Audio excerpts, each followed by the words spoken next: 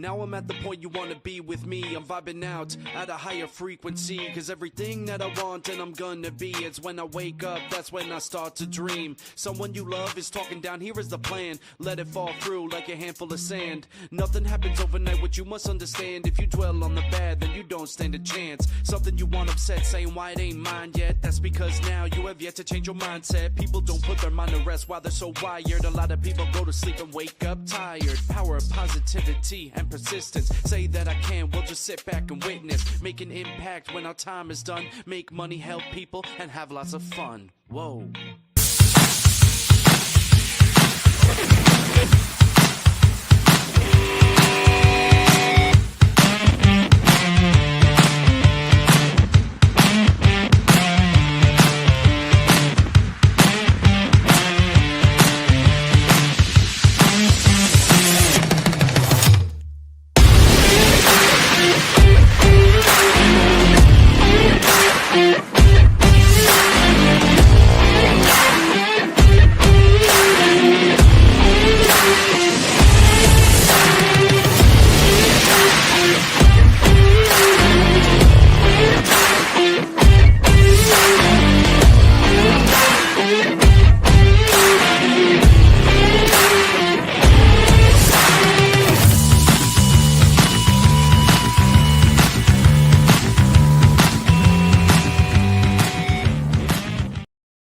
Welcome to Office Hours, hosted by legendary sports executive, entrepreneur, and investor David Meltzer, where the brightest entrepreneurial minds in business, sports, and entertainment get together to talk about success, failure, and everything in between. I have no self-worth tied up in Gary Vee or Gary Vaynerchuk, the entrepreneur.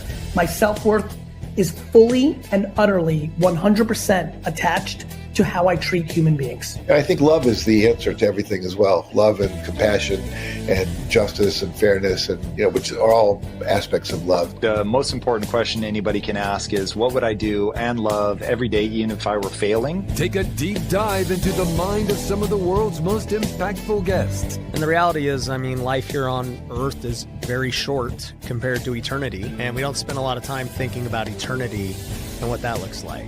People get new computers, they get new iPhones, they upgrade their apps. But when's the last time we upgraded, the technology that's created all of these things? So I always challenge my audience and people I talk to about, sometimes is there a door in your life you have to close for other doors to open? To share their strategies and tools to dominate their respective fields. When we repeat anything, whether it's a constructive good pattern or a destructive bad pattern, our brain reinforces it just like a muscle. All a belief is a story that you've said over and over again. Maybe you caught it from someone else or you had a specific experience. Know who you are, know what you want, and make adjustments trying to get there. David Meltzer hosts Office Hours.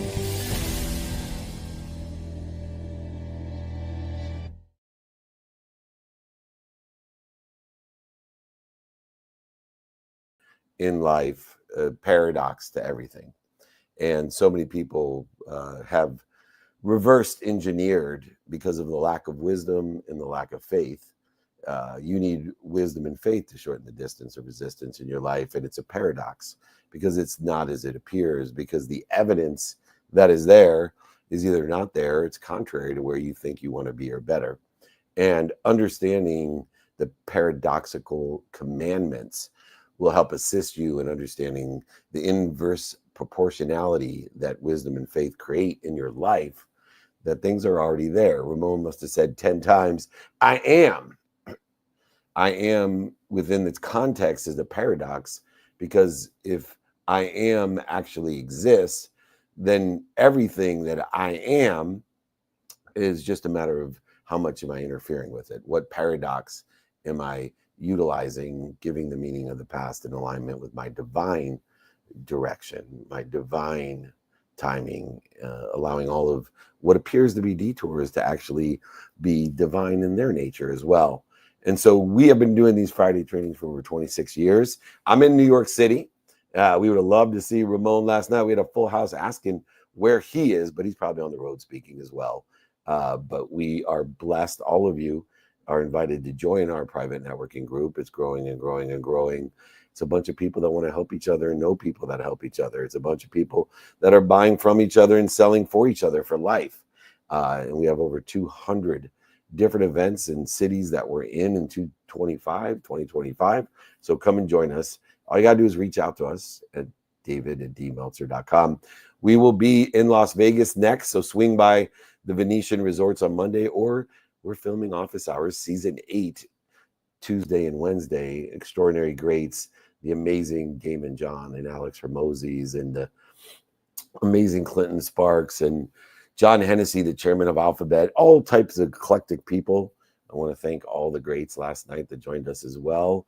And man, we're rocking and rolling. Let's get this training started. Colleen's going to moderate today. Good morning, Colleen. Is there anything I missed before I start the paradoxical commandment training? Good morning. Yes. Do you want to go through any of the travel you've got coming up? Go ahead. I would love that. Thank you. Awesome. Okay. All right. So we're gearing up. You are going to be in New York now for the next couple of days, and then we're heading off to Vegas. Can't wait, filming season 8 of Office Hours. So if you want to join us there, we'll be there for Monday night, Tuesday, and Wednesday. Then you're going to be off to Sevilla with the family, which is so fun. Then you're going to be shooting Go Fund Yourself in Orange County. We've got SoFi Mastermind in LA on April 3rd, and then off to the Masters, ending up in Nashville for a fire walk. So lots of good stuff. Yeah, we have VIP dinners in Vegas. We have VIP dinners in Nashville, the Masters. So please, everyone will be with John Daly, many others. Like last year, Jelly Roll was there. So come and join us. We also have a mastermind at the NASDAQ in New York. So Ramon would love you to come and join us for the NASDAQ mastermind and VIP dinner. We go to the Masters. Like I said, there's one other thing. I'm doing Camp 528 in Nashville as well. So if you want to join us, it's a adult day camp, Camp 528 with Garen Jones, myself, Tim Story, Luke Freeman, Maya, everybody's coming. We got Bucky and Leah. Let's all come and join each other in our neighborhood. All right. Thank you, Colleen. We are rocking and rolling. Now, remember, if you would like the exerciser guide or my book on the paradoxical commandments, just email me, david@dmeltzer.com. Let's post up your questions as I'm teaching, and you can join us live as well on Clubhouse and ask your questions. But we're ready to go, rocking and rolling. Thank you, Colleen. Thank you, Ramon. Thank you, Breakfast of Champions. It's time for the paradox training, the paradoxical commandments. We often let fear or judgment or uncertainty or circumstance prevent us from doing what feels right. We worry about what others might say, how they react, or whether our efforts are even, they matter even in the long term, in the infinite time. But in reality, excessive worrying, interference, I call it, drains what we're connected to, the infinite amount of energy that we're connected to, the infinite amount of information that we're connected to, that is there to service us, to protect us, promote us, love, and perfect us, no matter whether our efforts will even matter in the long term. We know that energy, creativity, focus, and intention make it harder to serve those around us.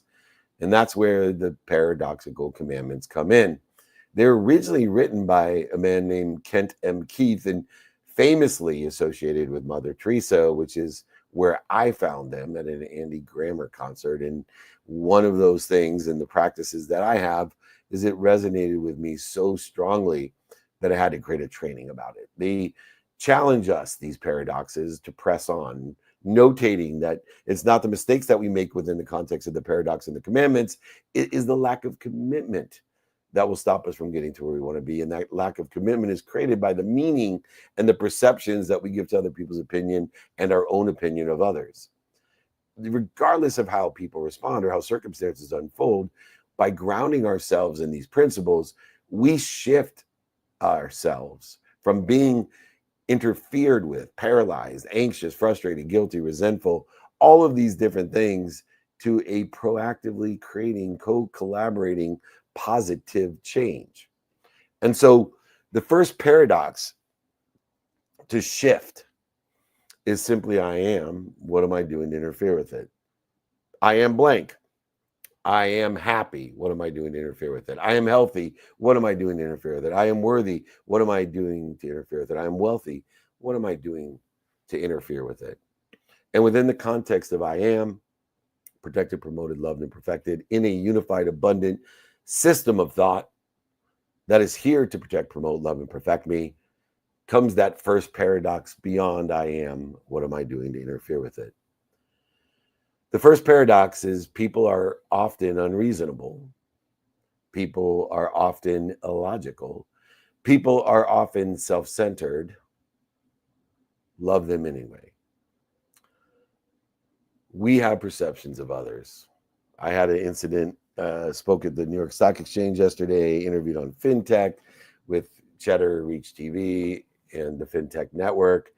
And one of my old friends had a unreasonable, illogical, and self-centered feeling towards somebody else. And I pulled him aside and I said, why are you creating so much dis-ease for yourself?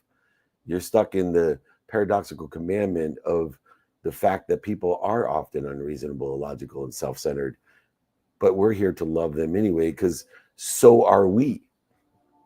Unreasonable, illogical, and self-centered at times. Relationships thrive when we choose the ease of empathy over the interference of a need to be offended, right, separate, inferior, superior, anxious, frustrated, angry, guilty, resentful. Even the difficult personalities can teach us about the ease and compassion and the patience and the divine detour that they assist us on. Co-workers who constantly live below the line, outside of the accountability of what did I do? And what am I supposed to learn? What did I do to be responsible? And what am I supposed to learn from it? What did I do to attract it? And what am I supposed to learn from it? What did I do to participate in the perception of the illogical, unreasonable, and self-centered? What did I do and what am I supposed to learn from it is where we need to live above the line. But so many times our coworkers live below the line in blame, shame, and justification for the mistakes that they may be struggling with on their own insecurities. By responding with understanding rather than judgment, anger, frustration, guilt, anxiety, worry, you open the path between the infinite, unified, abundant system that we belong to a more collaborative, productive, accessible, and gracious communication that creates the ease between you and the infinite amount of information, an infinite amount of positivity, energy that exists in I am. What am I doing to interfere with it? Extending our love doesn't mean enabling bad behavior.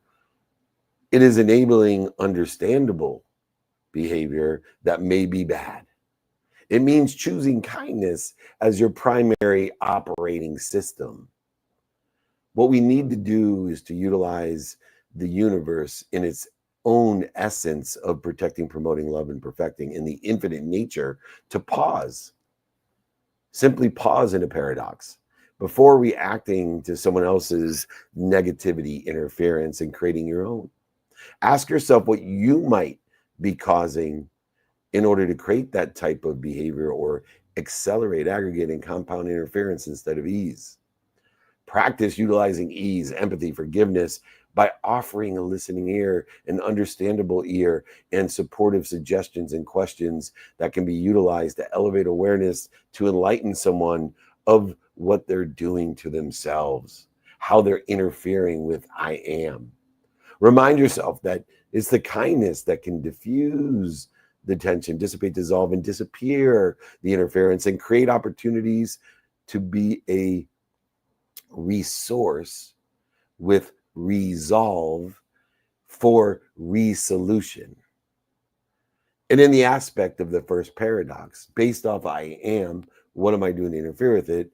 We must remind, remember, and recollect with our source to be a greater resource and tell ourselves in the first paradox, people are often unreasonable, illogical, and self-centered.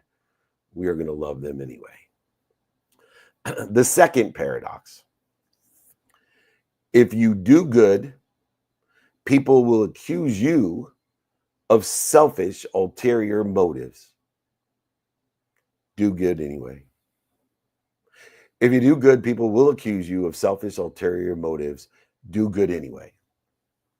Genuine essence, the altruism of intention, can feel undermined invariably by skepticism, but yet the world needs more good deeds, not fewer.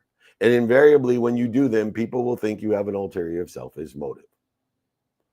So many of the friends that I have question why I do what I do, or volunteer where I volunteer, or travel where I travel to do the meetups, the holding courts, the free Friday trainings, free books. They question, what's the ulterior motive, man? Where are you?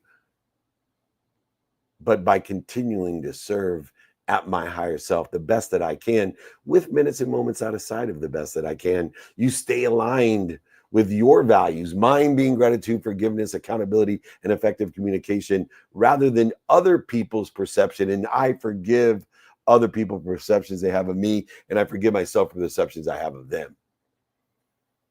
Because I know when you do good, you will be accused of selfish, ulterior motives. Do good anyway. Be kind to your future self and do good deeds. It's the real act of kindness that don't rely on the public applause, because first, they will have skepticism. They will look for ulterior motives. They will scoff at you, make fun of you. They will talk behind your back and attack you. But eventually they will applaud you and hopefully ask you for help. Ask you, how did you get to where you are today? They're driven by an inner commitment to do the right thing. No lack of commitment to get us to the 1,000 steps to get us to where we want to be or better all the time. This is why we need to stay rooted in our purpose. Notating our purpose has to be greater than our pain, which is the application of why, not the search of why. Within this context, the paradox of I am, what am I doing to interfere with it? I am my why. What am I doing to interfere with it? I need to apply my why. What am I doing to interfere with it? Recalling the deeper purpose higher than the pain behind the efforts, the value, the emotions that you put into it, because we know it takes 90% of those just to get to 25% of the way there of where we think we want to be or better. We should document the impact of the good deeds that we have, the positive changes in the community and our family, planting seeds under trees like a sunflower.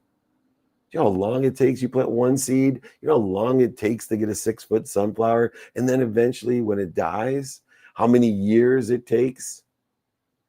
And when it dies, 600 seeds are spread everywhere. This is what you do every day when you're kind to your future self and you do good deeds anyway, even if people accuse you of your selfish, ulterior motives by laughing at you, scoffing at you, making fun of you, and attacking you. We want to surround ourselves with the right people, the right teams who support each other. That's why I created our private networking group. So everyone in our group is curated to make sure they're there to help one another and know people that can help each other and respect the intention and be forgiving of the perceptions and understand the paradox of I am, this is what I'm doing to interfere with it. Surround yourself with the right people and the right ideas. What you pay attention to and what you give intention to will equal the coincidences in your life, and you will have no evidence, or the evidence will be contrary to where you want to be or better, like people accusing you and attacking you of being selfish. But if you do good, people will accuse you and attack you for selfish, ulterior motives. Do good anyway.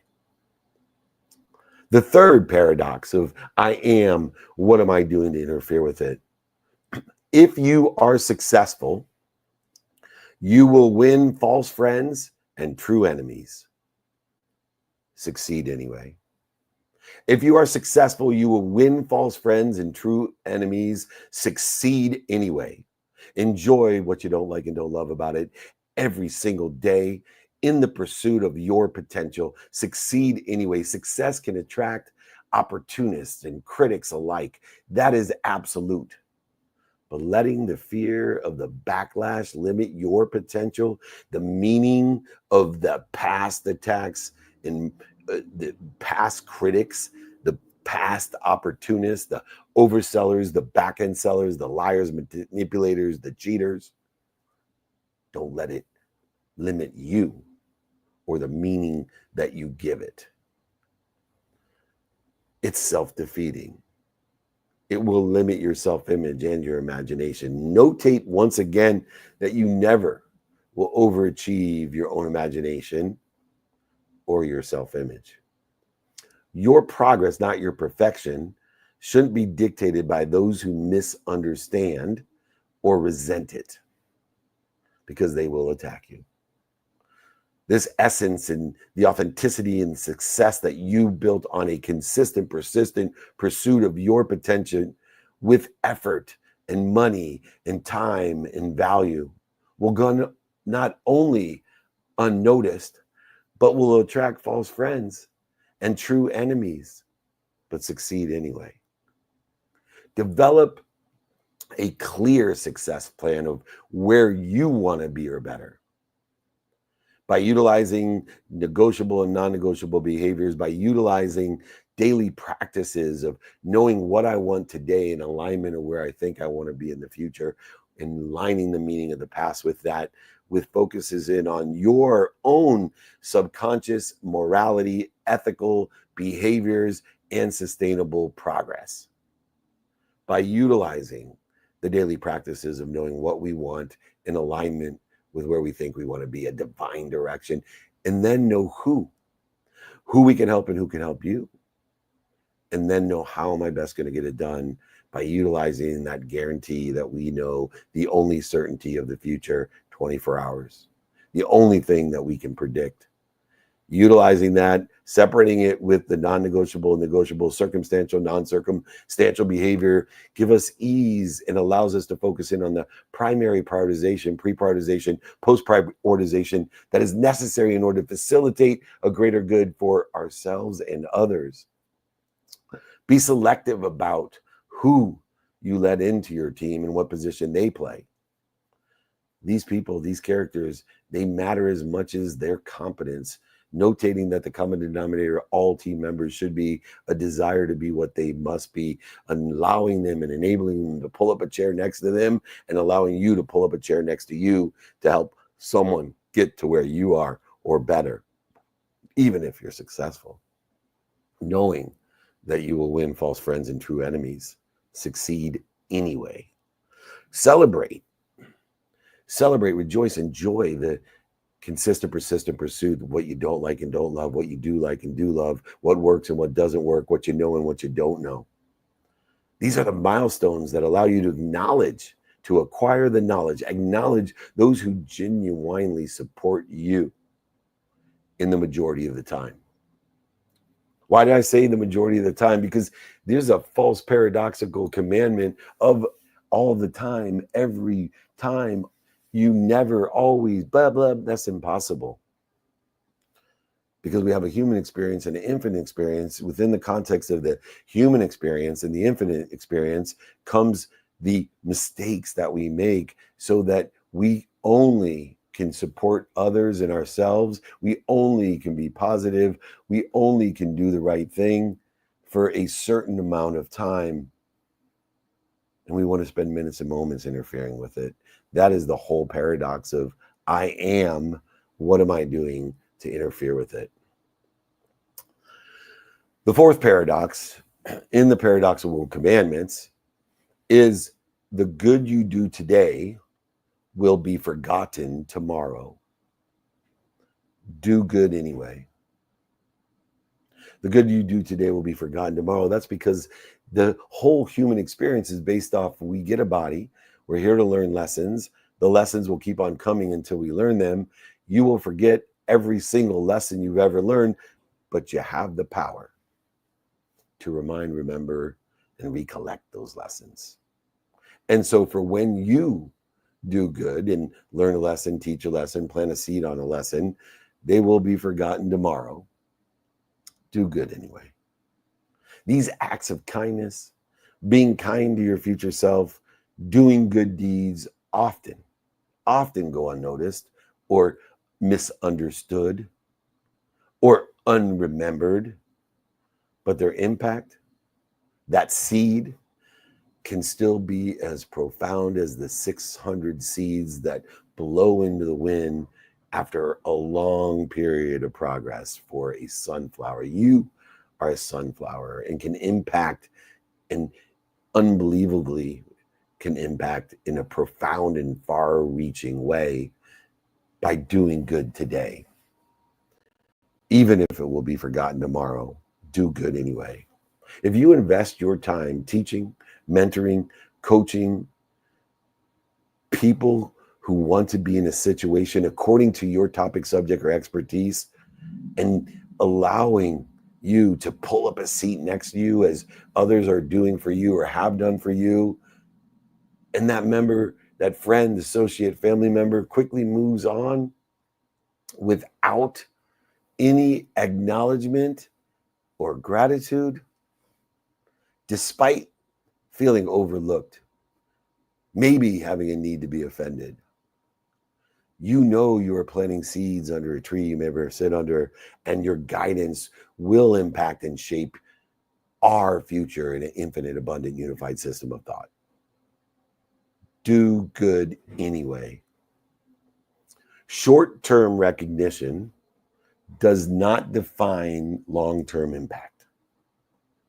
Too many people are looking for the evidence, or the evidence is contrary of any impact that it would have, but yet I believe in the divine direction. There's a divine impact that is long-term in its nature. We just don't understand because the evidence is either non-existent or contrary to where we think our impact is, or what we think our impact is having. It is consistency that truly changes the lives and our community. Do good anyway. We can measure our wins by the internal standards of contribution, not the external praise. If you seek that which exists outside of us, you will never be satisfied, fulfilled, passionate, purposeful, and profitable. If you look within for the wins, you will remain in a purposeful, passionate, and profitable position.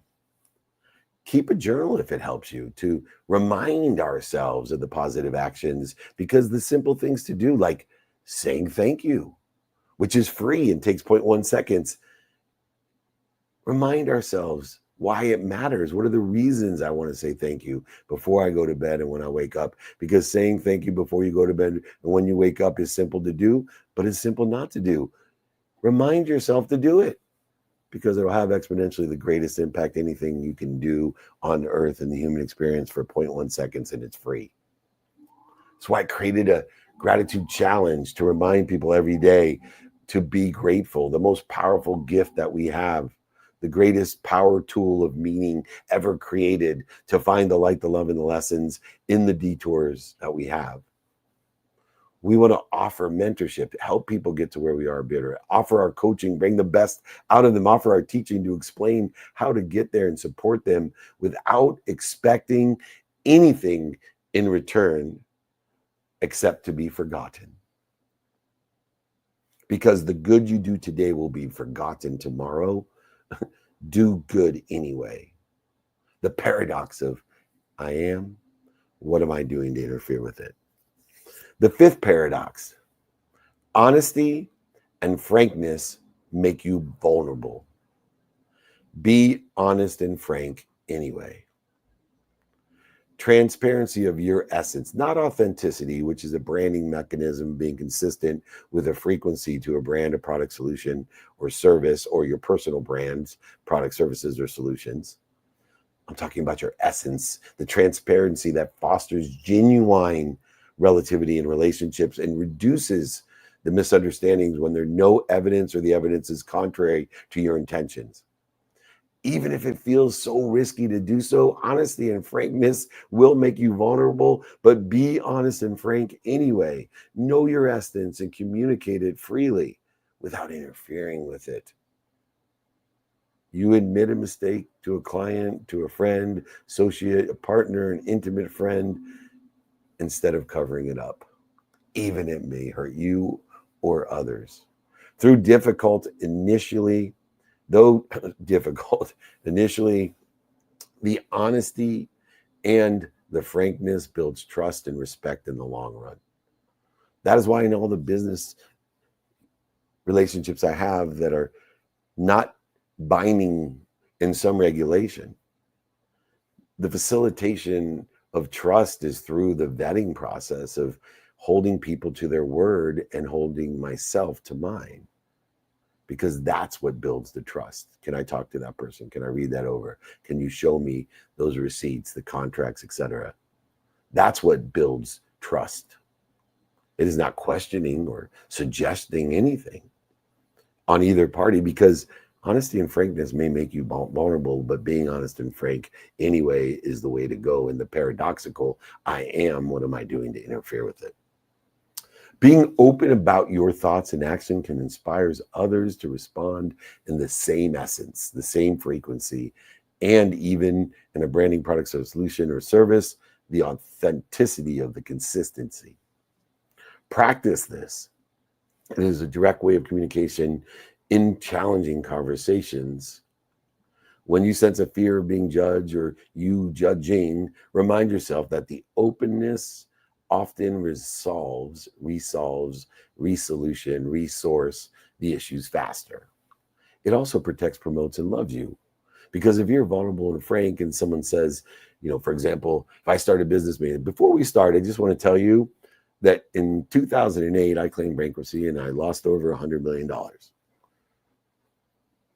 Well, if they decide not to do business with me after I say that, I've just protected, promoted, loved, and perfected me. Because that's not the kind of person I want to do business with, that doesn't understand that we learn from our mistakes, and it's only the lack of commitment that's going to stop me to get me to where I am or better. And where I am today is not where I was in 2008.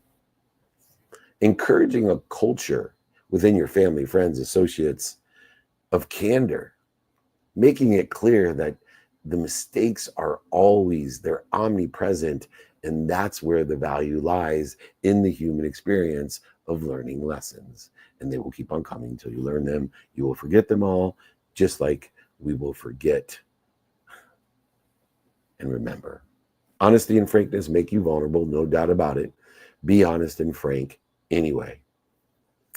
The sixth paradox of I am, what am I doing to interfere with it?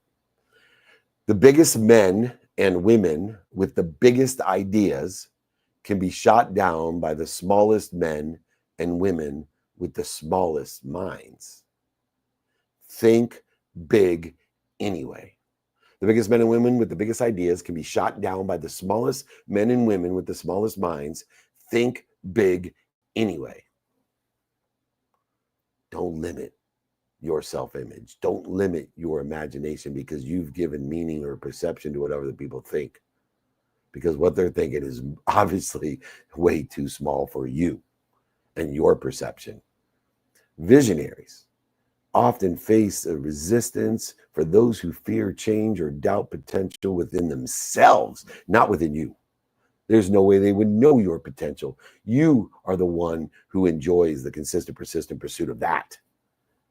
Yet innovation depends on the audacity of people saying that's impossible. You'll never do it. Laughing at you, scoffing at you, making fun of you, attacking you. So many people propose groundbreaking ideas, and so many other people fixate on the minor flaws and dismiss it prematurely. Undeterred, these people refine the idea, launch their idea, monetize their idea, and impact the world with their idea. Maybe even save the world with their ideas. Remember, these big ideas are from the biggest men and the biggest women with the biggest ideas, and they get shot down by the smallest men and the smallest women with the smallest minds. Think big anyway. Stay focused on the larger mission. The commissions will follow rather than the immediate criticism, the attacks. We need to seek out people, these mentors, coaches, and teachers and allies who believe in the co-creation, the collaboration, the limitlessness, in the growth and the co-creativity that exists in a unified, abundant, infinite system of thought. Break it down.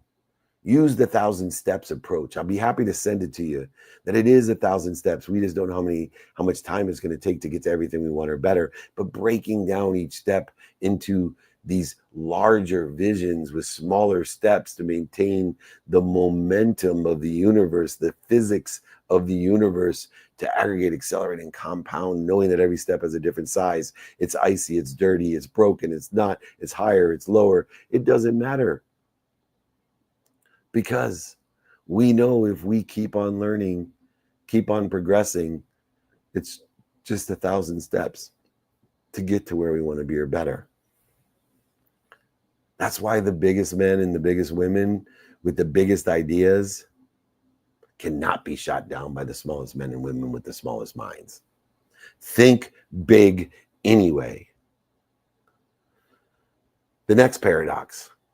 People favor underdogs, but follow only top dogs. Fight for a few underdogs anyway. People favor underdogs, but follow only top dogs. Fight for a few underdogs anyway.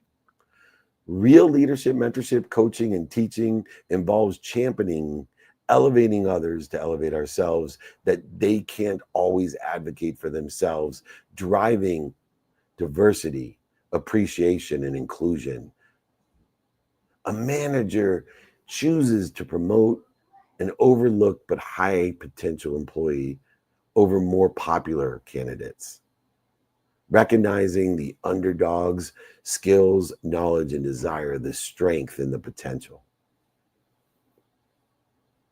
Fight for a few underdogs every day. Support the underrepresented and the underestimated individuals, utilizing diversity, appreciation, and inclusion for the entire community that fosters a culture of inclusion. Identify talent that might be overshadowed, often overlooked.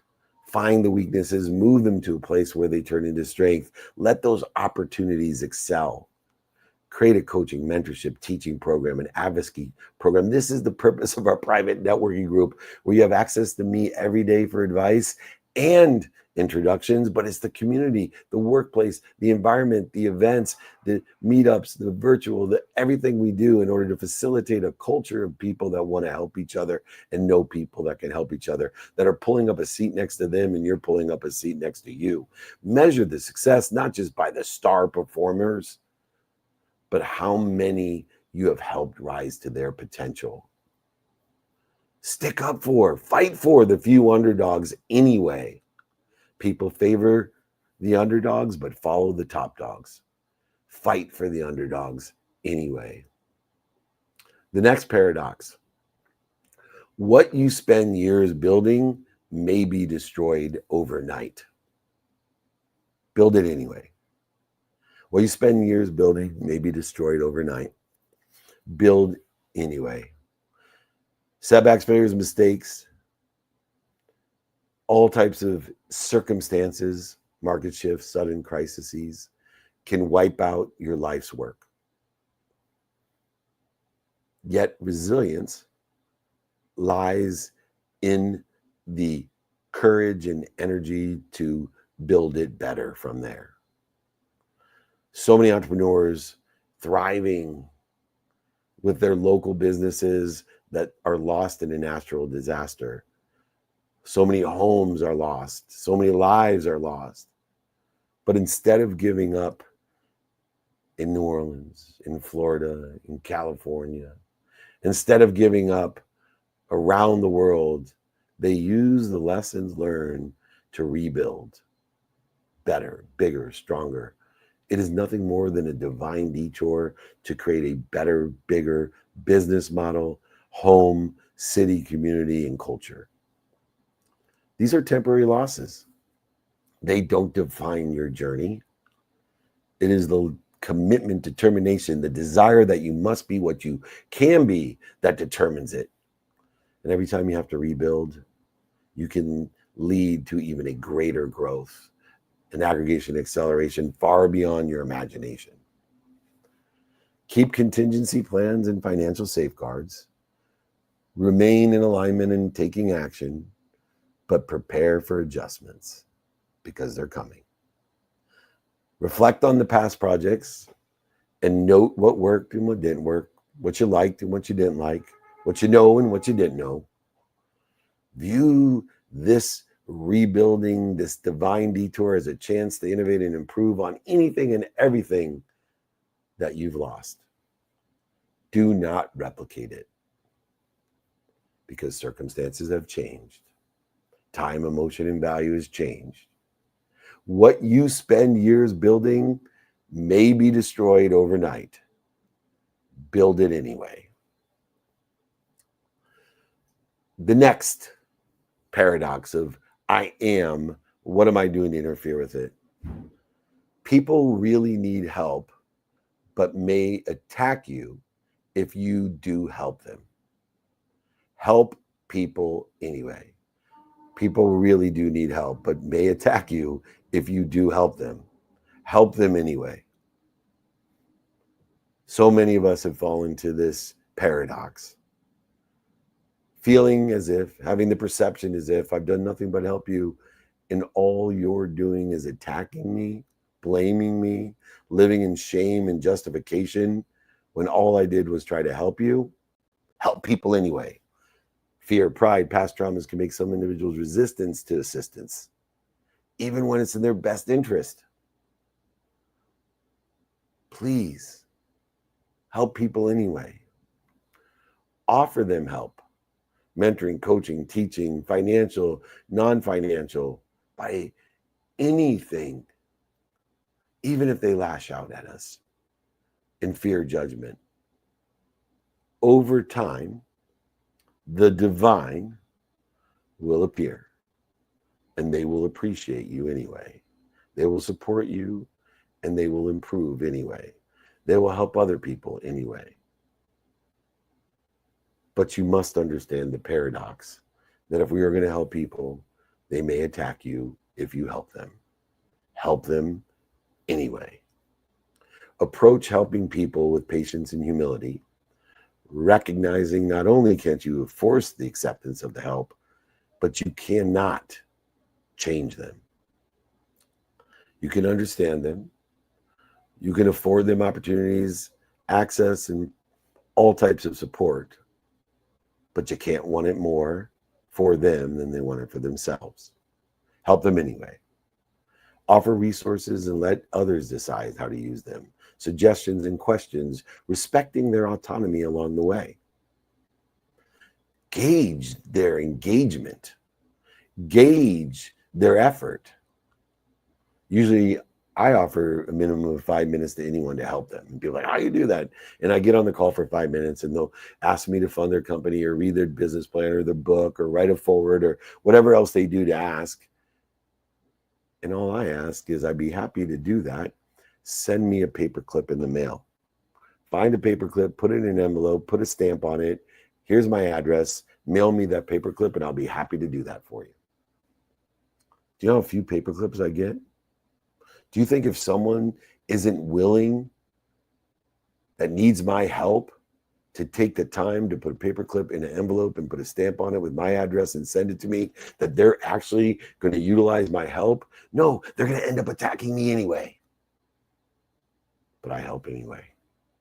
I take accountability for what I do and the time that I spend in non-time scheduled time in order to facilitate the greatest good that I can anyway. I practice not only consistent empathy and forgiveness, but I practice the understanding of empowerment. So breakthroughs, knowing that they take time, and repeated gestures of support will also need participation and appreciation from the person, but they will attack me anyway. The final paradoxical commandment of I am, what am I doing to interfere with it anyway?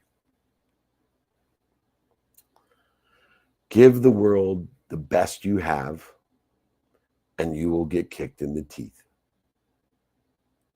Give the world the best you have, and you will get kicked in the teeth. Give the world your best you have anyway. Sometimes in a mission, so many of us get kicked in the face, in the teeth. I believe and doing my best, learning lessons and having fun. I believe empowering people to make a lot of money, help a lot of people, and have a lot of fun by learning and teaching to enjoy what I don't like or don't love, other people don't like or love, in a consistent way every single day, persistently, without quitting the pursuit of my potential, regardless of any way. And I give the world my best I have, except for minutes and moments, each day, anyway. Consistently, I strive for excellence. I have a desire that I must be what I can be, and so should we. When we do, it can draw criticism and jealousy and the attacks and the kicks in the teeth. Yet the standard for yourself is how we redefine what's possible. We post, amplify, and person on the phone via email and social media all types of our essence, thought-provoking work that faces harsh criticism. 10% of the people loving us no matter what, 10% of the people hating us no matter what, and 80% of them not aware of us at all. But undeterred, we continue together to produce meaningful work that changes lives.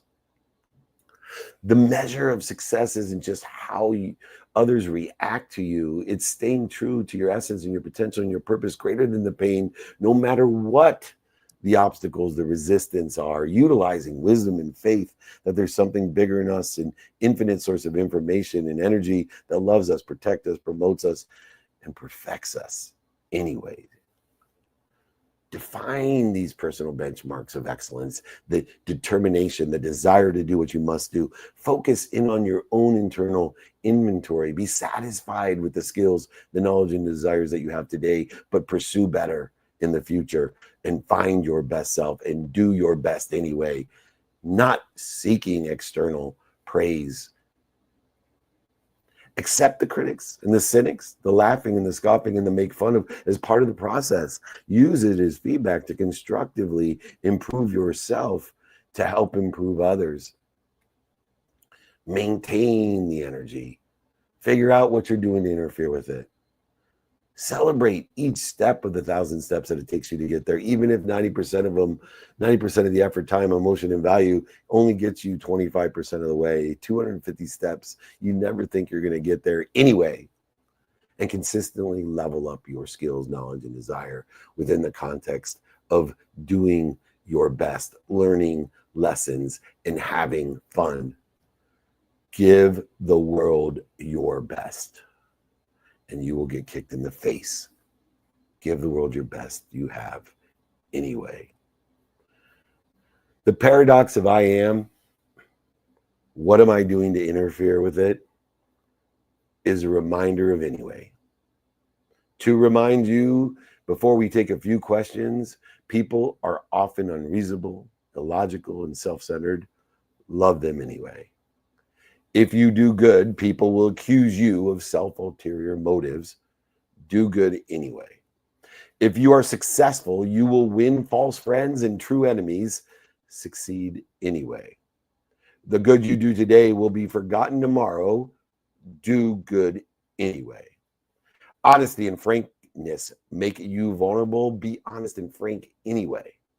The biggest men and women and the biggest ideas can be shot down by the smallest men and women with the smallest mind. Think big anyway. People favor underdogs, but follow only top dogs. Fight for a few underdogs every day anyway. What you spend years building may be destroyed overnight. Build anyway. People really need help, but may attack you if you do help them. Help people anyway. Give the world the best you have, and you'll get kicked in the teeth. Give the world the best you have anyway. This is the Paradox training. If you want the exercise guides from today, my book, email me, david@dmeltzer.com anyway. And now it's time to reset the room, Colleen. Please join our private networking group so we all can help each other with these paradoxical commandments in living our lives, only interfering with our potential for minutes and moments. Colleen, reset the room, and hopefully we have time for a couple questions. I was too excited and went over my normal 30-minute training. Yes. Wow. What an unbelievable training. I loved that. Thank you. One of the ideas that came to me was even that small minds throw pebbles while you're building mountains. I love that concept. That was so great. Okay, so resetting the room here. If anybody is interested in learning more about the private networking group, you want the guide or the exercise from today's training, please email david@dmelter.com. If you are interested in joining us on the road at any of the upcoming cities that we mentioned, Vegas, New York, Nashville, please email david@dmelter, and we will make sure that you get all the information to join us where we're going to be. Would love to take the first question here from Mike. So Mike, if you wouldn't mind, come on up, unmute yourself and ask your question for Dave. Guys, good morning. How we doing? Good. How are you?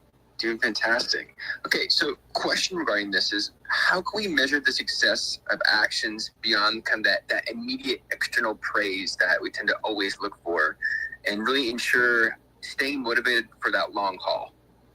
Yeah, well, first of all, you can't attach or seek the external praise, even if you get it, because the same formula exists, Mike, in everything that you want or better. We don't know how much time it's going to take. If you want to go to lunch, we don't know how time it's going to take to get to lunch, because we don't know if you're going to be stopped or not stopped, or what interference there's going to be. But we know there's 1,000 steps. And we know, regardless of the mistakes, setbacks, failures, and interference that we receive to go to lunch, or to make $1 million or $1 billion, or to get married, or to have kids, or whatever else it is, we know it's 1,000 steps, or build a business. And by looking internally at our own capabilities, skills, knowledge, and desire, aligned with enjoying what we don't like or don't love, or other people don't like or love, the attacks and setbacks and things that we face, and skepticism and critics, or applause, by the way, we know that it will take 90% of our effort, 90% of the time, emotion, and money to get to 250 of those steps. That means for the first 90% of our effort, there will be no evidence, or the evidence will be contrary to where we think we want to be or better. And so we need to have a desire to keep our commitment, our purpose, greater than the pain and struggles between one step and the next step. We're not even aware that we had to take 3 steps back to get 5 steps ahead.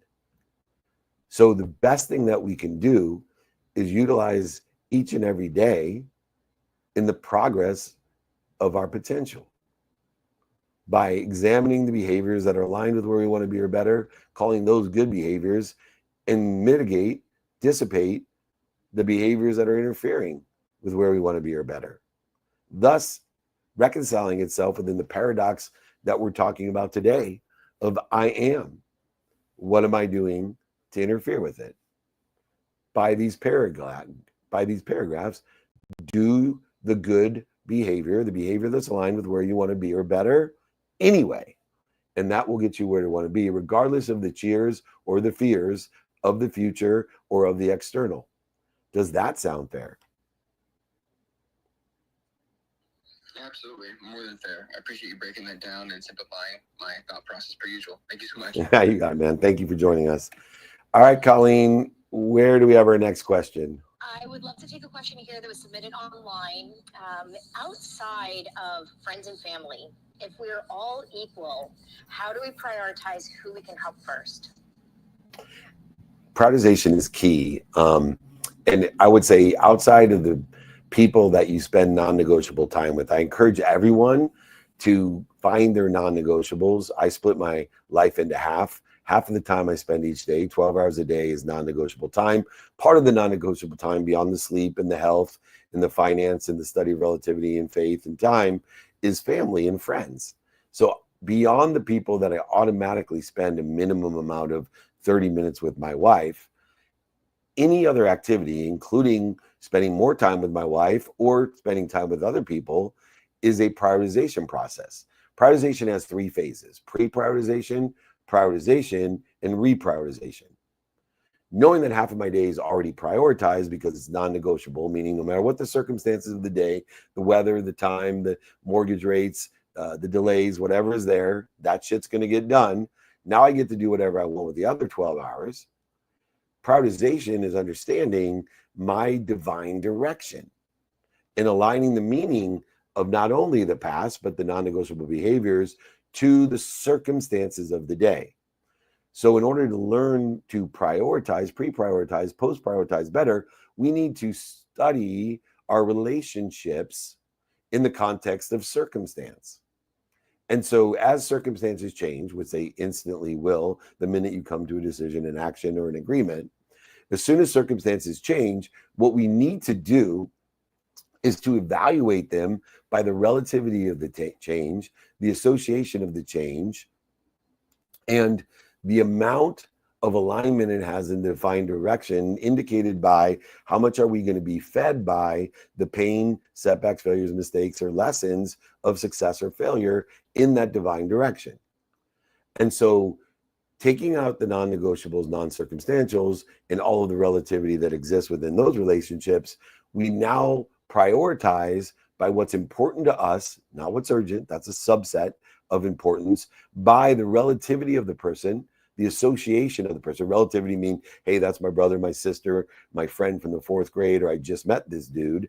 The association is, oh, that's my boss, that's my cubicle mate, or that's just some dude I met on the subway.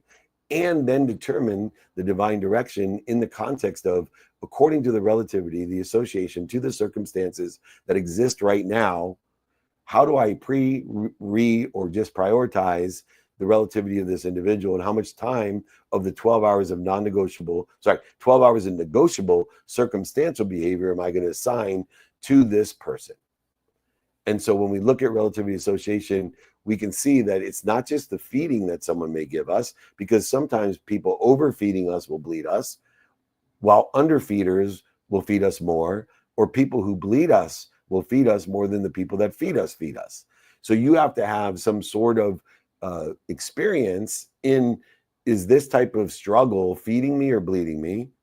Raising my kids is a struggle. Nothing feeds me more. Helping my mom was a struggle.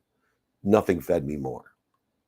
And so within the context of the bleeding and feeding, the relativity association, in utilizing the criteria of feeding and bleeding in order to facilitate an alignment in my divine direction with the circumstances of the day, allows me to assign more time beyond the 12 hours of non-negotiable time to what is most important to me, making urgency a subset, creating less interference in the paradoxical training that we're giving. So excellent question. It's a practice that I'm utilizing. It's my primary practice, my relationship with circumstance, according to all of the different non-negotiables and negotiables that exist in circumstances and non-circumstances that exist in my life, and learning how to be efficient, effective, and statistically successful in the divine direction by shortening the distance of resistance in this paradox, by seeking the right wisdom and having and maintaining and growing my faith. All right, that's an excellent question. One more question, Colleen, and then we'll close out the room. Perfect. We're going to go to one of our private networking group members, Brian Swift. Please unmute yourself and ask your question. Thank you, Colleen. David, hello. Hello. David, do you find that these paradoxes really help you manage your expectations so that when you do get that kick in the teeth, when you do get the naysayers, when you get the doubters, when you get all that thrown at you, that you can manage dealing with that? It just seems like it's a great way of almost anticipating those divine that divine detour and being able to deal with it. What a great way to put it, Brian. And thank you always for being a member of our private networking group, being a member here on Fridays, and being so consistent. So 80% of what I do, which is inclusive of the paradoxical commandments, is managing and developing my divine direction. So I'm always looking for alignment with the meaning of the past and my divine direction. But each time I make a move, an action, then time, emotion, and value are changing.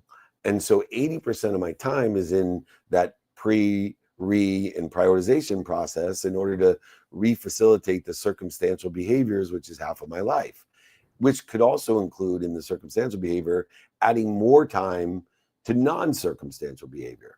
And so absolutely is the answer, because if you're not spending 80% of your time managing and developing the divine direction that will be managed and developed by divine detours, and also aligned with divine time of everything happening at the right place at the right time, even though there's no evidence or the evidence is contrary to where I want to be or better.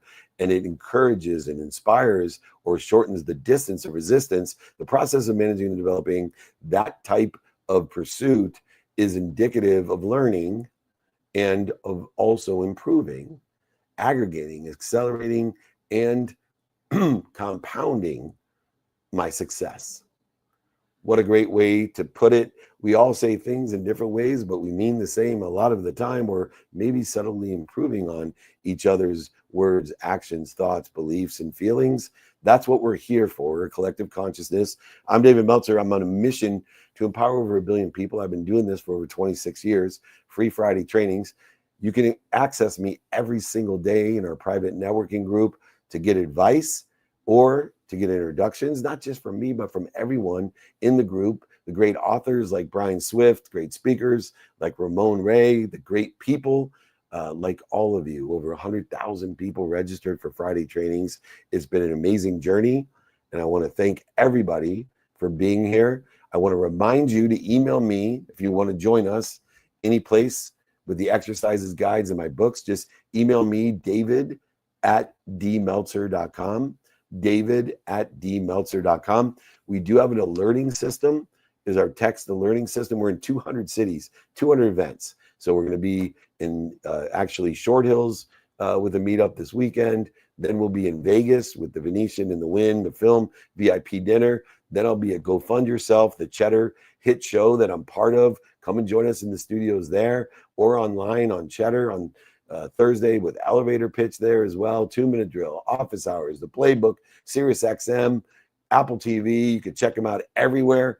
Moving forward from there, we're going to be coming back from Spain doing a meetup into SoFi Stadium and the Masters, Camp 528, the firewalks, the meetups, and the dinners. David@dmeltzer.com. Text me if you want those alerts, 949-298-2905. Email me for the exercise guides and books. It's exactly 10 a.m. in the East Coast. Colleen, can you close out the room? Thank you for taking over. It's the Colleen of WOM. She's a well-oiled machine, the OG herself. She is an amazing mom and leader in my community. Thank you, Colleen, so much. All right, everybody. Thank you so much. We are blessed. Please email me. Come and see me in Jersey. Come see me in LA, Vegas, Nashville, Masters in Augusta, Georgia. We're all over the place. Let's just be honest. We love you. Remember, most importantly, I am. What am I doing to interfere with it? Be kind to your future self and do good deeds anyway. See ya. Hit it, Gigi. Welcome to Office Hours, hosted by legendary sports executive, entrepreneur, and investor David Meltzer, where the brightest entrepreneurial minds in business, sports, and entertainment get together to talk about success, failure, and everything in between. I have no self-worth tied up in Gary Vee or Gary Vaynerchuk, the entrepreneur. My self-worth is fully and utterly 100% attached to how I treat human beings. And I think love is the answer to everything as well. Love and compassion and justice and fairness, and which are all aspects of love. The most important question anybody can ask is, what would I do and love every day even if I were failing? Take a deep dive into the mind of some of the world's most impactful guests. And the reality is, life here on Earth is very short compared to eternity, and we don't spend a lot of time thinking about eternity and what that looks like. People get new computers, they get new iPhones, they upgrade their apps. But when's the last time we upgraded, the technology that's created all of these things? So I always challenge my audience and people I talk to about, sometimes is there a door in your life you have to close for other doors to open? To share their strategies and tools to dominate their respective fields. When we repeat anything, whether it's a constructive, good pattern or a destructive back pattern, our brain reinforces it just like a muscle. All a belief is a story that you've said over and over again. Maybe you caught it from someone else or you had a specific experience. Know who you are, know what you want, and make adjustments trying to get there. David Meltzer hosts Office Hours.